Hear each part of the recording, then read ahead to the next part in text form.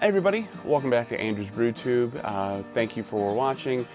Here with another beer review. As I mentioned in my last review that I did for Victory at Sea, I mentioned I had some West Virginia beers coming your way. So I'm out here in West Virginia. I'm trying to take in the locals. I went to a brewery here a couple weeks ago. It was really, really nice.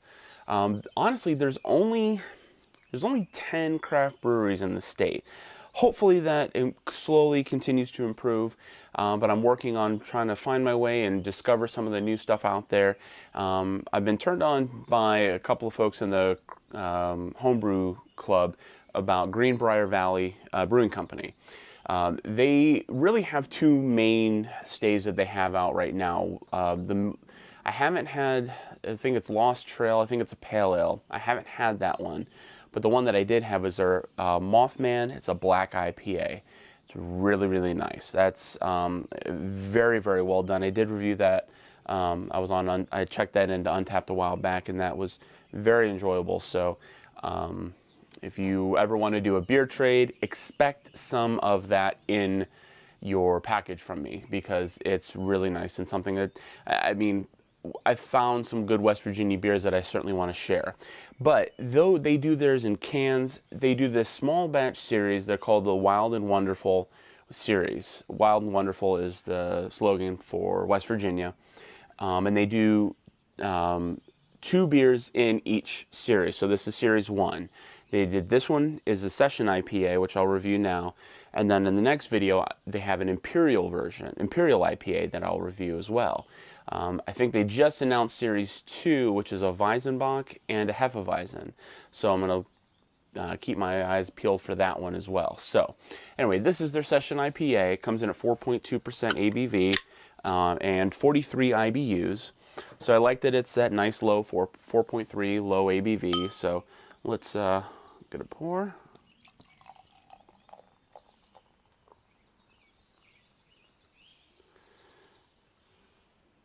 Very clear, really light as far as the color. So not a lot of darker, you know, sometimes you get an IPA or session IPA. This one is bearing very wheat, very, you know, if you handed this to somebody who didn't know any better, I mean, they could definitely mistake this for, you know, your typical adjunct lager, because it's a nice fluffy white head. Slight haze to it, but very, very slight. But yeah, so I mean, it looks really nice. Let's get a nose. Really nice. Good hoppy flavors, getting kind of a little bit of a citrusy floral, kind of a lemony aroma to it. Yeah. Really pleasant. I mean, the lemon is probably the main citrus that I get out of it, but the rest of it's a nice floral, earthy kind of hop flavor, but it's very, very pleasant. So, cheers, everybody. That is really nice. Excuse me. Follows very similar to the nose.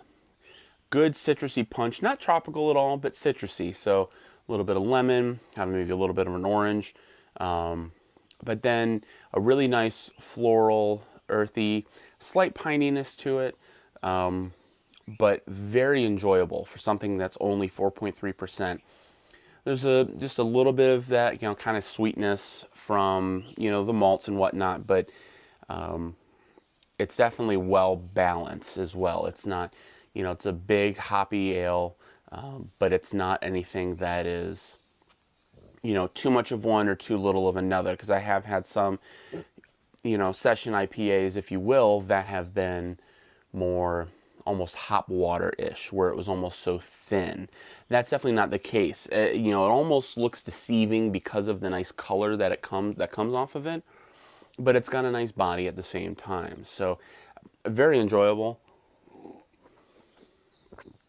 If anything, I would almost recommend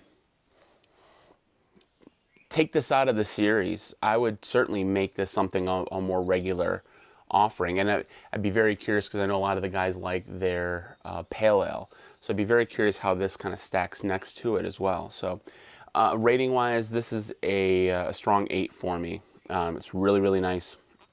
I certainly would recommend it. You know, if I can get my hands on it again, I would certainly try to.